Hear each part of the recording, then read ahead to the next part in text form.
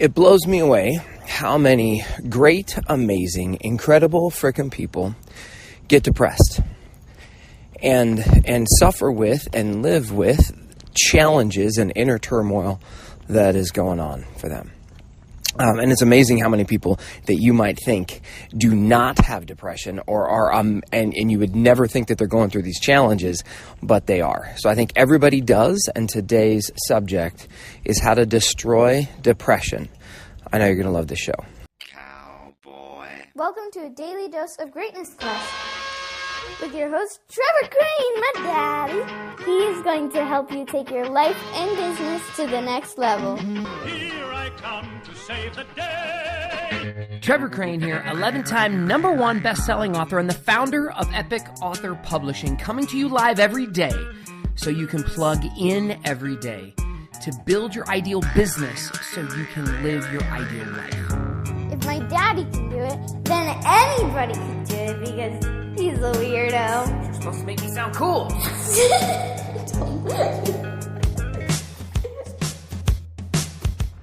All right, just to be clear, I am not a licensed therapist. This is not your advice. Whatever those exclaimers and disclaimers that you need at the beginning of something to make sure that this is not medical advice and all that. I'll put that at the beginning here. And I also have never been clinically depressed, so I don't necessarily, if you're going through one of those challenges right now, you probably need to seek professional help. I get that. But I'm talking about, I have had some hard times. I've had challenges. I've had a significant amount of setbacks. I have felt like I wanted to, it's been rare, but I have felt like I had the feeling like I couldn't take the pain anymore and I wanted to end it all. And that's been rare for me, so I'm not saying that that's something that I've lived with and that I know how to relate. But I do know how to relate to like having bad days and feeling like I'm worthless and going through a funk of depression or a series of bad circumstances and situations that just piss me off, frustrate me, knock me down. And so, and I've had the good fortune of having some phenomenal mentors that could help me through some of that. You guys probably know my story that I've filed a bankruptcy before. I lost the woman I was in love with and my daughter, and I had to give my dog away because I didn't have enough money, and then my dog died with a friend of mine. Like, holy crap. Like, I just felt like I was the biggest loser, and I was going through some really hard times. Now, when that was going on, there were some core questions that I asked myself, and I'm going to share those with you today. But I'm also going to give you, and you probably have already heard of this before, so I'm not going to share with you necessarily things that are new, but I want to give you some strategies that can help you destroy your depression. Because when we are depressed, when we are upset about something and we can't shift our focus off of it, there's basically 3 ways that you can change your focus, your physiology, your like energy, and you can shift these things. And so I asked myself some core questions, and I also had these three pieces to a triangle. And I'm going to use this was a Tony Robbinsism. So this is something you might have heard if you've studied any Tony Robbins, that he teaches something called a triad. And he talks about the triad as being the way to change our state. So depression is a state.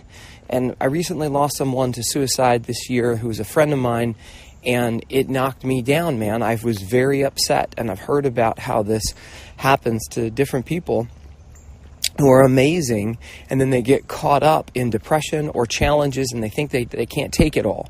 They can't take it anymore. And I've had the good fortune of working with Tony Robbins through a series of events where I've helped people who are suicidal or have gone through challenges of losing someone in their family who has committed suicide, and how to deal with that and how to move past it and beyond it. And it comes down to 3 foundational things: physiology, focus, and language. Those are the 3 parts of the triad.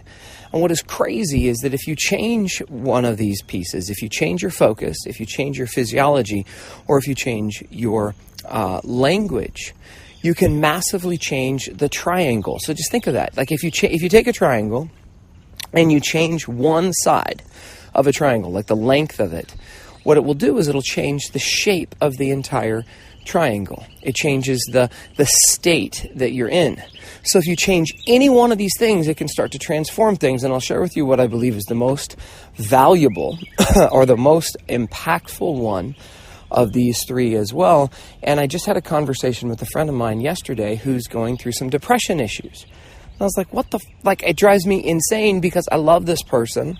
I know how amazing this person is.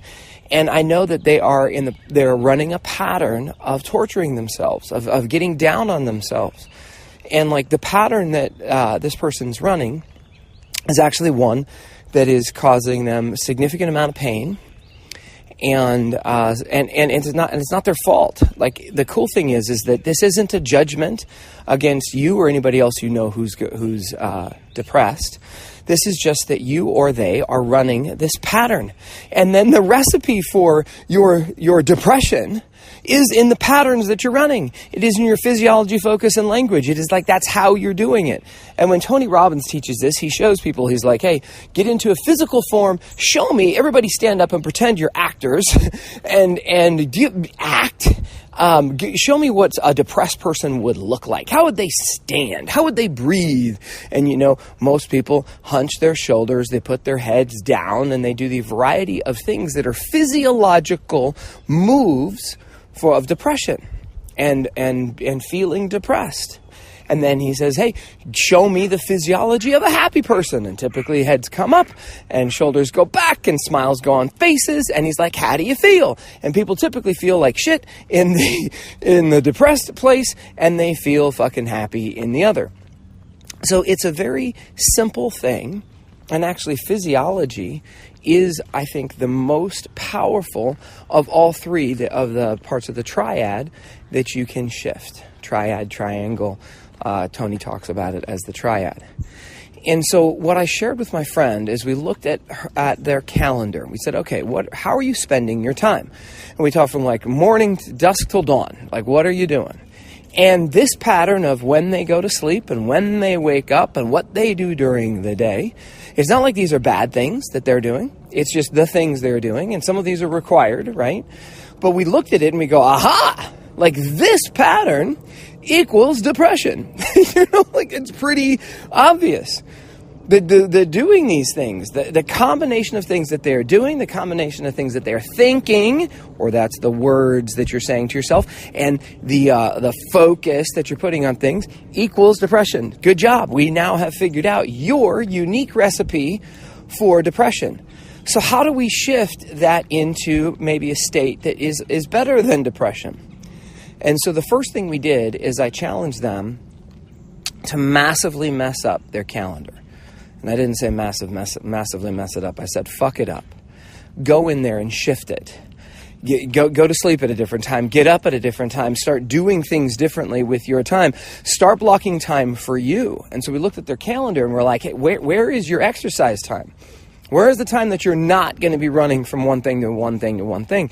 I just recently completely adjusted my calendar and I took off all appointments, everything.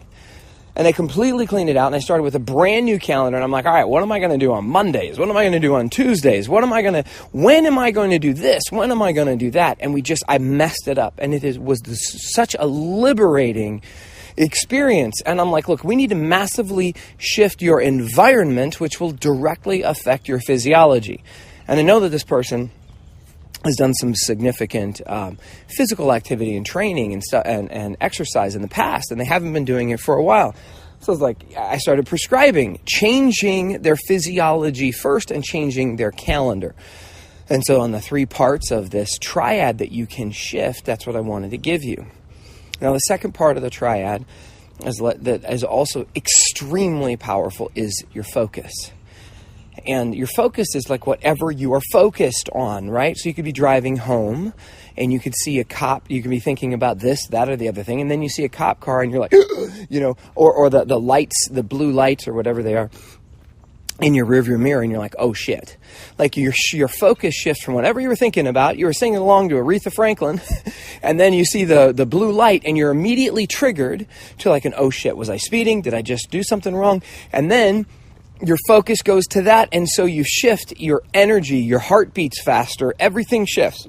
And then it passes you, and you're like, oh, Thank goodness. Like it wasn't me. Like they didn't bust me. And then you go and you pull up on your street in your neighborhood. Imagine this. And the same cop car is parked outside your house. And there's also an ambulance there. What are you focused on? What are you feeling? And then you go ahead and you run into your house because you're thinking, oh my God, what just happened? What's going on? Because you're scared. And you go in and you reckon that nobody's there at your house. And so now what do you feel? What are you focused on? Oh, what a relief. But you're also concerned. You're like, hey, what's going on? Like, where are these? Where is everybody? And so you go over to the neighbor's house and you're like, oh no, there must be some kind of tragedy over here. And what it is that they've decided to throw a surprise party for you. And they all jump out and go, surprise! So like, the thing is that we are oftentimes triggered from, we create meanings for things that are completely not real. One time you're listening to music and then there's a little blue light and then you allow yourself to be triggered. Oh no, oh shit, whatever you say to yourself. And then you're like, oh, shoot, it's not me. And then you see something and then you create a meaning for it. Oh my gosh. And then you create another meaning, We create meaning with our focus. So the question is, what are you focused on? Now, you can focus on anything. I talked about this on a podcast recently. My daughter was focused on things that were making her sad.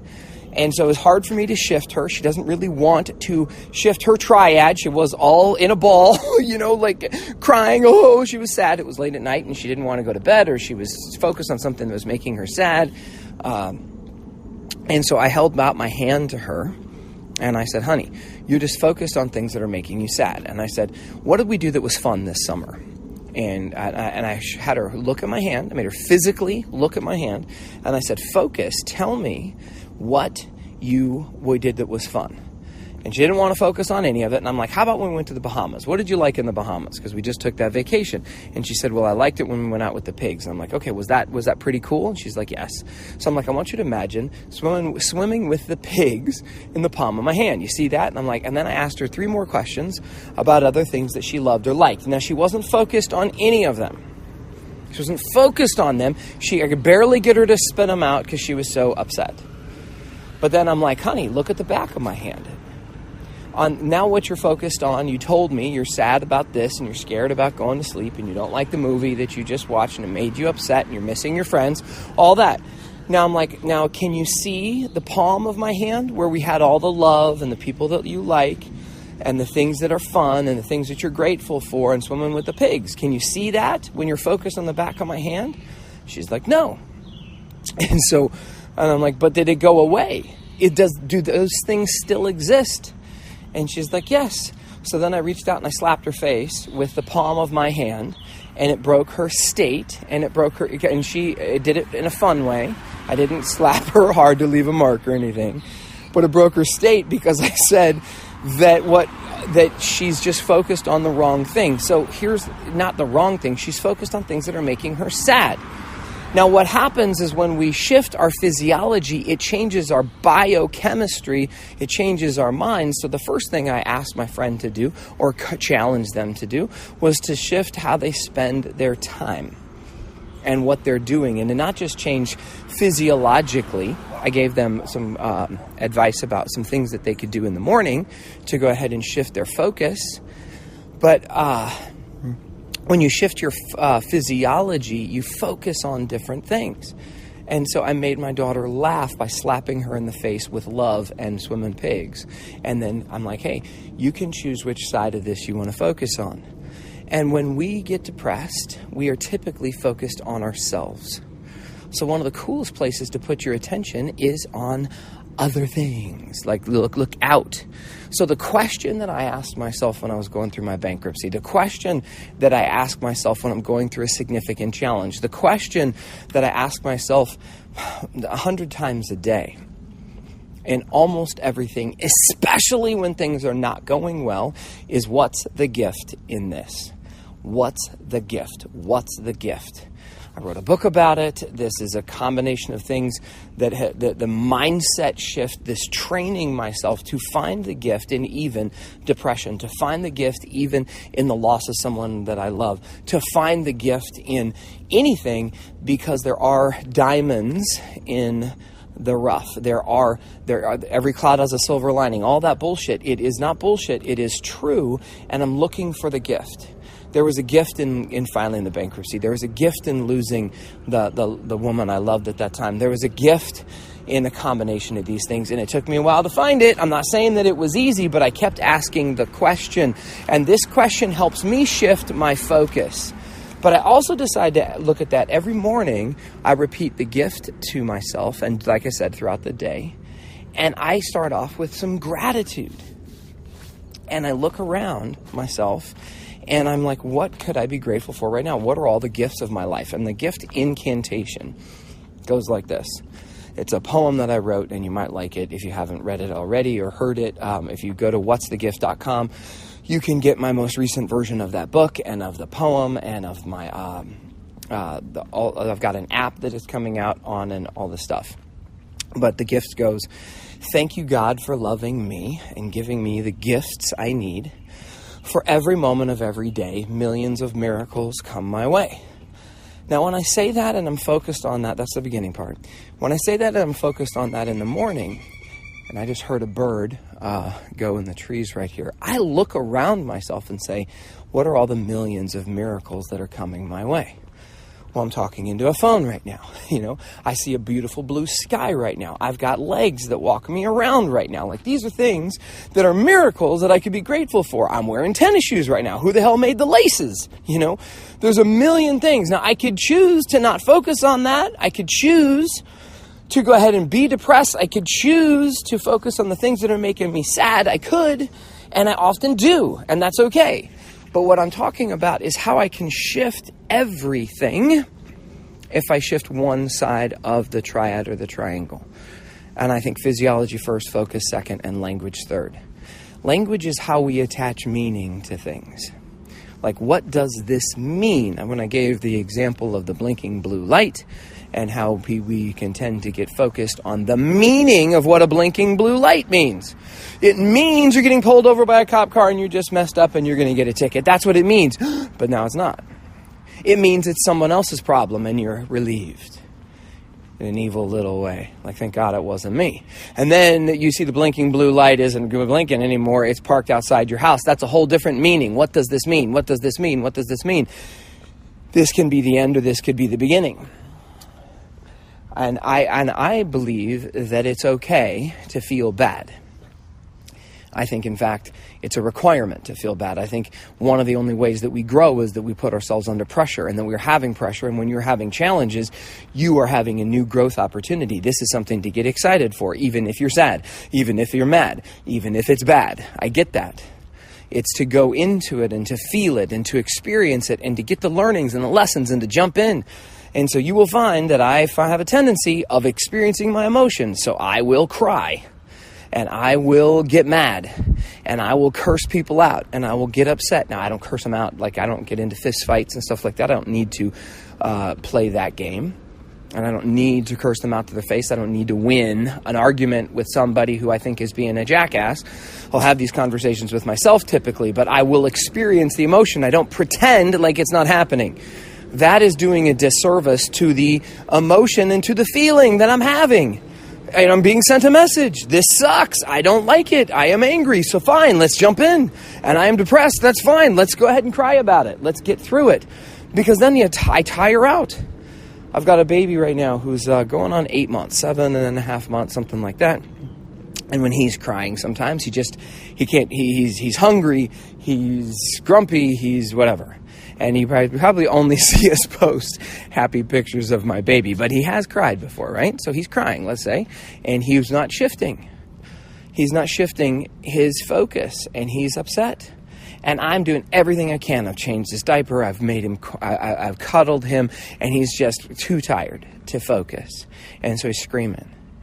And what happens is I will use this strategy with my screaming baby, this physiology, focus, and language.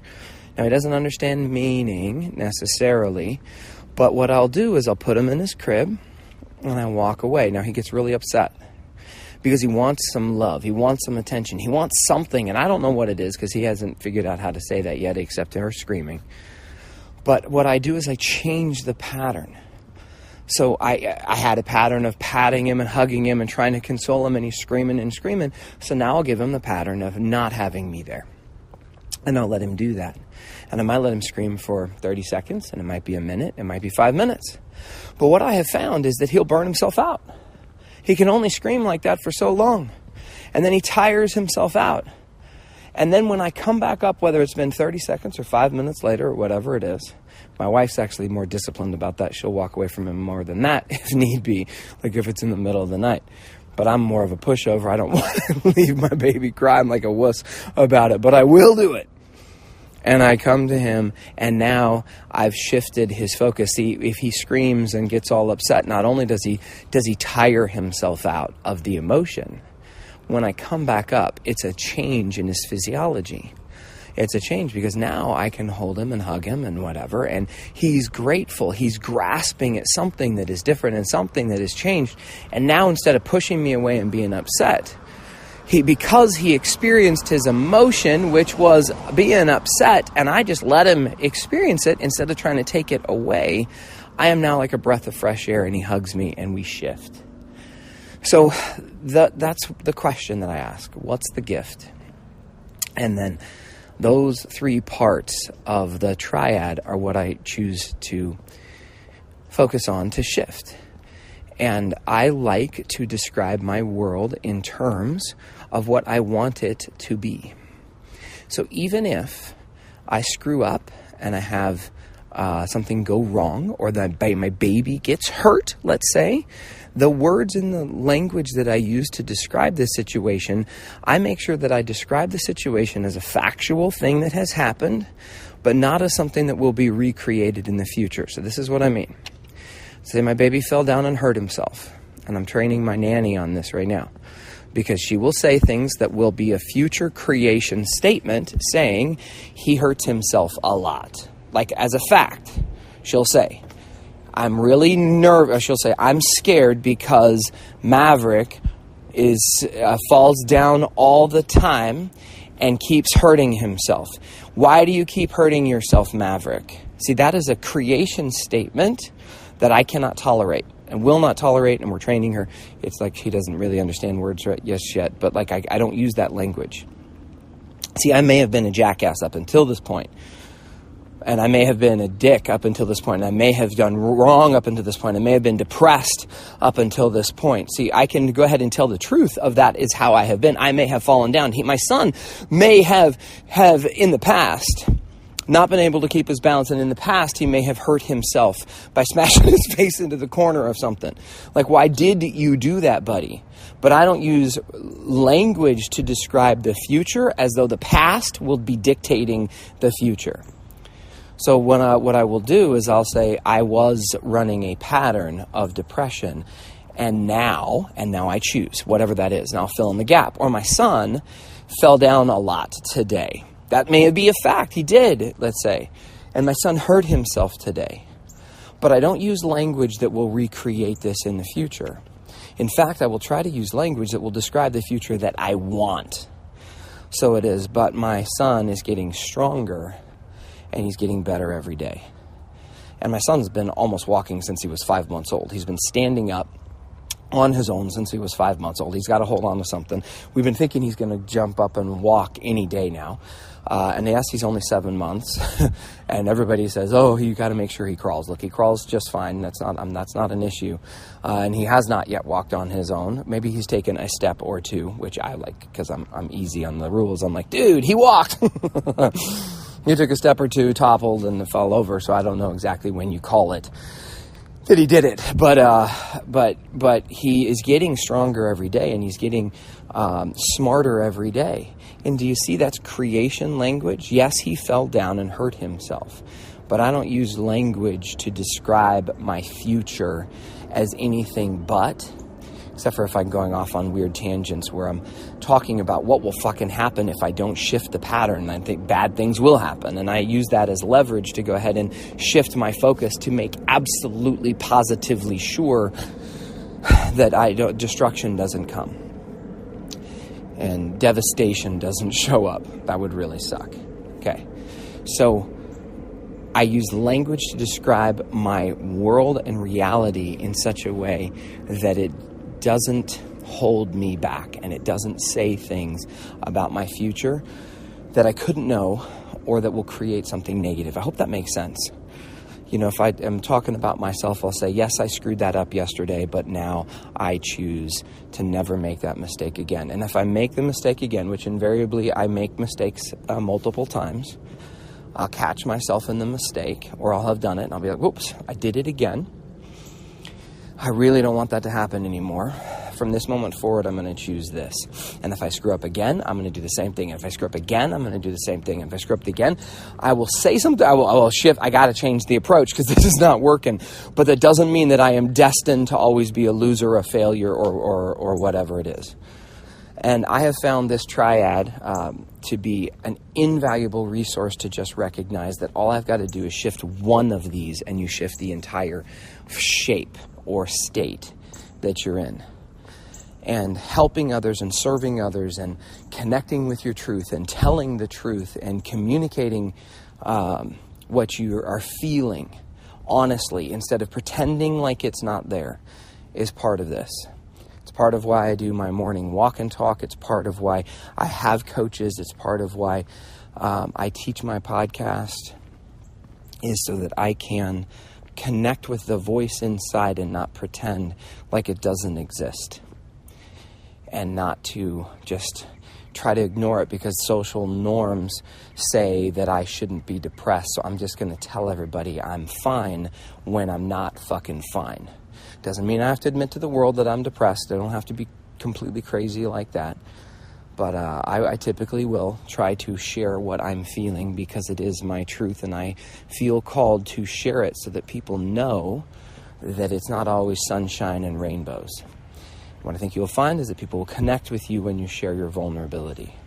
And they will appreciate you and give you some extra love. Although you shouldn't use that as a crutch, that every time you have a freaking problem, people come to you and give you love. I wouldn't use it like that. But I'd use it to empower yourself and know that you're not alone. One of the things I'm really grateful for right now is that I spend my life every day trying to help people clarify their message and make sure that their message and their story connects with other people and that their message makes a difference. And I believe that your voice matters. I believe that your message matters. And one of the most powerful things you have to share is when you're in yucky states and how you share and communicate when you're going through it and how you share and communicate once you've gotten out of it.